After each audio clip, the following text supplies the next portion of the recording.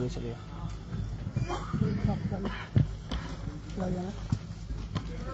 Declaration 2 के कार्यक्रम में आदरणीय दिग्विजय सिंह जी जो अध्यक्षता कर रहे हैं,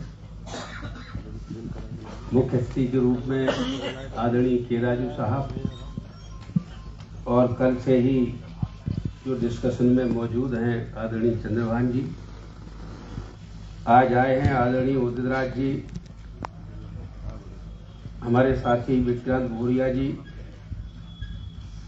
हमारे साथी मलकाम जी और आयोजक डॉक्टर मनोज राजे जी और संचालन कर रहे हैं बोर्ड से जी, सभी सम्मानित साथियों, भाई और बहनों। ये डिस्कशन कल काफी लंबा चला और डिक्लेरेशन 1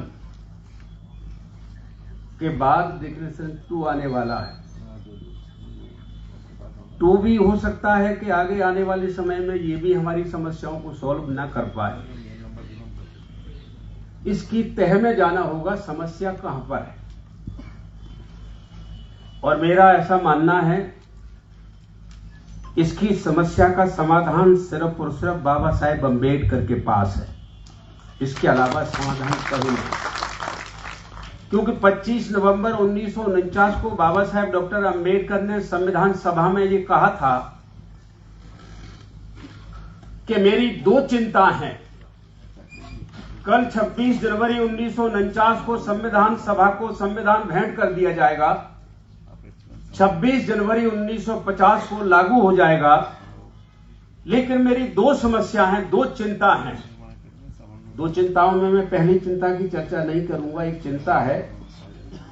चिंता तो ये थी कि संविधान कितना भी अच्छा हो या कितना भी बुरा हो, ये सभी जानते हैं। दूसरी चिंता थी उनकी कि संविधान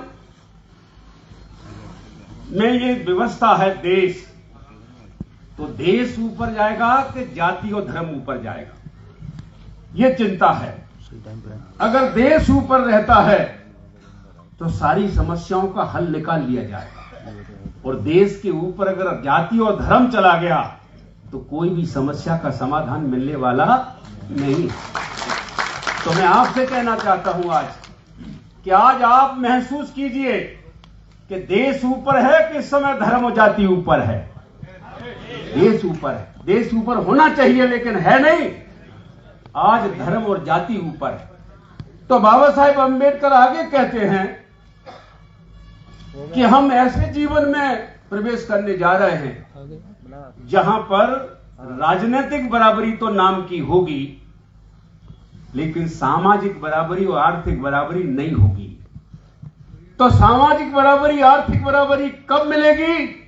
जब देश ऊपर होगा और जाति और धर्म नीचे होगा। लेकिन जब ऐसा नहीं है तो हमको मिलने वाली नहीं। तो सामाजिक गैर बराबरी, आर्थिक गैर बराबरी से हम जूझ रहे हैं। एक आज सपना दिखाया है राजू साहब ने, कहा है, जिसको बाबा साहेब अम्बेडकर बाद में बहुत प्रायश्चित करते रहे कि सेपरेट इलेक्टोरेट। अगर सेपरेट इलेक्टोरेट आज अगर होता, हमारी दुर्दशा कहां हुई है, हम प्रवेश कर गए परिस्थितियों के कारण ज्वाइंट इलेक्टोरेट में। तो अब हम कहते हैं हमारे विधायक, हमारे पार्लियामेंट मेंबर बोलते क्यों नहीं है? क्योंकि वो ज्वाइंट इलेक्टोरेट से आए हैं, वो बोल नहीं सकते हैं। बाबा साहेब अम्बेडकर ने कहा था, बाबा साहेब अम्बेडकर ने इसके ऊपर कहा था कि ज्वाइंट इलेक्टोरेट में प्रवेश करने के बाद हमारे प्रतिनिधि कैसे हो जाएंगे? जैसे कुत्ते के मुंह पर बंधी पट्टी। ठीक है, तो इसका कारण क्या है कि कुत्ते को भौंकने की छोड़िए, काटने की छोड़िए, कुत्ते को, कुत्ता भौंक भी नहीं पाएगा। ये बाबा साहेब अम्बेडकर ने उसी समय कह दिया था। फिर क्या कहा था कि इनके ऊपर से उम्मीद हटा देना, उम्मीद लगाना, पढ़े लिखे लोग आगे बढ़ेंगे, वो कुछ करेंगे। क्यों आज हम लोग बैठे? तो राजू साहब ने कहा कि हम इसको पुनः से शुरू कर सकें। तो मैं समझता हूं कि ज्वाइंट इलेक्टोरेट को खत्म करके और सेपरेट इलेक्टोरेट में अगर हम आ गए तो बाबा साहेब अम्बेडकर का सपना लगभग पूरा होने की तरफ पहुंचे। एक बड़ा विषय, सामाजिक गैर बराबरी, आर्थिक गैर बराबरी हमें नहीं मिलेगी। सामाजिक बराबरी हमको नहीं मिलेगी, ना आर्थिक बराबरी मिलेगी। क्यों? धर्म ऊपर पहुंच गया है। और धर्म में हमारी क्या पोजीशन है? धर्म में हमारे बारे में लिखा है 6743 जातियों के बारे में लिखा है, जिसमें schedule tribe, schedule caste, minority भी है, ओबीसी है। माइनॉरिटी तो बाद में बना, पहले तो ये हमारी वर्ग था। क्या लिखा है कि इसको पढ़ने का अधिकार नहीं, पढ़ेगा तो जीभ काटेंगे, सुनेगा तो कान में पिघला के शीशा भरेंगे, देखेगा तो आंखें फोड़ेंगे, और रास्ते पर चलेगा तो उसके मुंह में हंडी लटकाएंगे, क्योंकि थूकेगा तो जमीन गंदी हो जाएगी, अपवित्र हो जाएगी, पीछे झाड़ू लगा देंगे। तो बताइए आप कि ये कोई सामाजिक बराबरी हो सकती है कभी? जब धर्म ऊपर होगा तो कैसे होगी, और धर्म नीचे आ जाएगा तो हमको सामाजिक बराबरी मिल सकती है, लेकिन नहीं मिली। आर्थिक बराबरी क्या लिखा है मनुस्मृति में? मनुस्मृति में लिखा है ये वर्ग धन तो कमा सकता है लेकिन अपने पास रख नहीं सकता, ये उसमें लिखा है। तो कैसे होगी आर्थिक बराबरी? तो फिर बाबा साहेब अम्बेडकर ने कहा कि मैं मुक्ति का मार्ग आपको दे रहा हूं। कौन सा है? कि जब धर्म ऊपर हो जाए तो उस धर्म में लात मार के निकल करके बाहर पहुंच जाएगा, ये उन्होंने कहा। तो शेड्यूल कास्ट तो सिविलाइज हो गया था, तो निकल रहा है, निकल चुका है, निकलेगा। लेकिन मुसीबत आ गई है ट्राइब की। ट्राइब को कैसे निकालें? ट्राइब के क्षेत्र में अभी आरएसएस के लोग घुस गए हैं और हनुमान जी की मूर्ति बांट रहे हैं। ये ट्राइब अगर धार्मिक हिंदू बन गया तो समझिए ट्राइब जिंदा ही मर जाए, इसको बचाने का कोई रास्ता नहीं है। इसलिए मैं आपसे कहना चाहता हूं, इसका एक रास्ता है कि दुनिया में ऐसी भी बिरादरियां हैं कि जिनकी कोई धर्म नहीं होती, अभी भी धर्म नहीं है। आदिवासी का भी कोई धर्म नहीं है, और आदिवासी की धर्म की शुरुआत झारखंड ने कर दी है। झारखंड में 2020 में एक विधेयक लाया गया है, धर्म कोड सरना, आदिवासी का धर्म सरना धर्म बनेगा, और इसका समर्थन कर दिया है ममता बनर्जी ने 2023 में। तो हम कोशिश करें कि हमारा आदिवासी हिंदू ना बन पाए। अगर आदिवासी सरना बन जाए तो आदिवासी का भी मुक्ति का मार्ग निकल सकता है। आदिवासी की बड़ी लड़ाई है, आदिवासी का जंगल कट रहा है, उसे ज्ञान नहीं है, क्योंकि आदिवासी आज भी सिविलाइज नहीं है।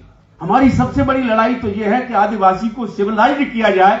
अत्याचार हो रहे हैं तो अत्याचार को समझे वो, आज तो वो अत्याचार भी नहीं समझ पा रहा है कि हो क्या रहा है। ये बड़ी समस्या है। बाबा साहेब अम्बेडकर ने कहा यही मुक्ति का मार्ग है। देश ऊपर होगा तो सारी समस्या सॉल्व हो जाएंगी, और धर्म ऊपर हो गया, जाति ऊपर हो गई, कोई समस्या सॉल्व नहीं होगी। उसमें से निकल करके बाहर आ जाना, और जैसे ही बाहर आएंगे आपकी समस्या का समाधान शुरू हो जाएगा। ये बात बाबा साहेब अम्बेडकर ने कहा था। यही बात कहता हुआ अपनी बात को विराम देता हूं। सभी को धन्यवाद। जय भीम, जय भारत। बहुत ही धन्यवाद आदरणीय फूल सिंह बरिया साहब ने बात रखी है, बहुत ही जानदार।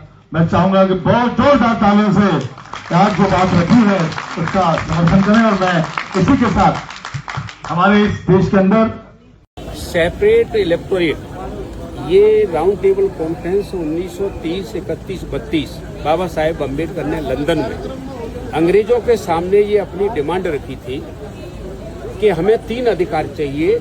जो लोग पिछड़ गए, टोटली पिछड़ गए, सामाजिक, आर्थिक, शैक्षणिक और राजनीतिक रूप में जो पिछड़ गए, उनको आगे बढ़ाने के लिए 3 मांग की जरूरत है। एक मांग है उसमें सेपरेट इलेक्टोरेट, दूसरी मांग है डबल वोट, तीसरी मांग है सेपरेट सेटलमेंट। तो सेपरेट इलेक्टोरेट की मांग की है राजू साहब ने। आज कहा है कि हम ऐसे अधिकार को चाहते हैं कि ये पुणे से रिवाइव हो। तो जॉइंट इलेक्टोरेट, सेपरेट इलेक्टोरेट में ये अंतर है।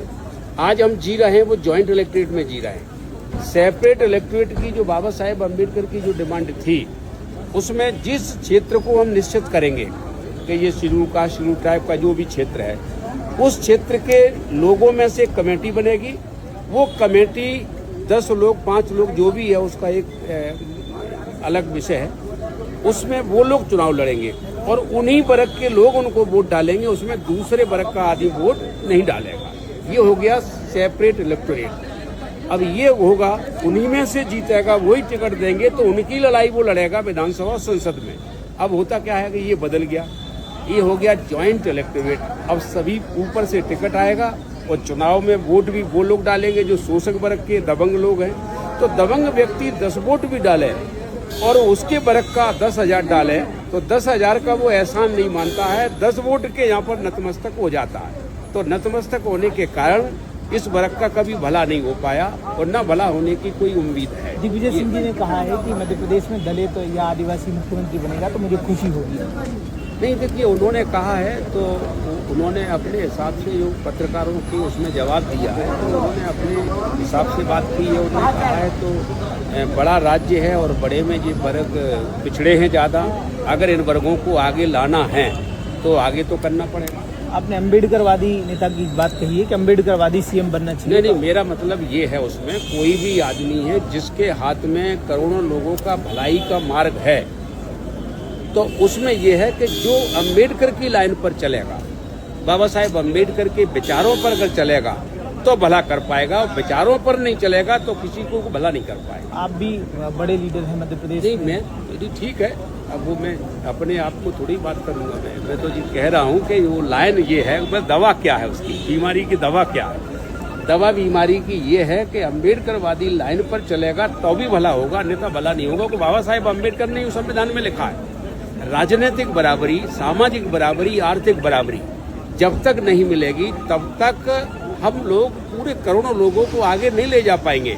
तो राजनीतिक बराबरी तो जैसी है तैसी मिल गई, लेकिन सामाजिक बराबरी, आर्थिक बराबरी तो मिली नहीं। ये बड़ा विषय है और आज तो बड़ा संकट और गहरा गया है। क्या अब अधिकारों की बात तो रह गई पीछे, अब तो जान बचाने की पड़ी, अब तो जान पर खतरा है। क्योंकि संविधान की पहली जो सभा हुई थी, डिस्कशन हुआ था, उसमें यह डिस्कशन हुआ था कि हम लोग जो आज तक जो जानवर का जीवन जी रहे हैं, साक्षात पशु तुच्छ विषाणहीना, जो जानवर का जीवन जी रहे हैं, इनको संविधान में पहले इंसान बनाया जाए। पहले इंसान बनाया उस सभा ने, तो इंसान के बाद भारत का नागरिक बनाया गया। भारत के नागरिक को कौन सा अधिकार होना चाहिए? 1 मैन 1 वोट 1 वोट 1 वैल्यू, यानी सभी बराबर।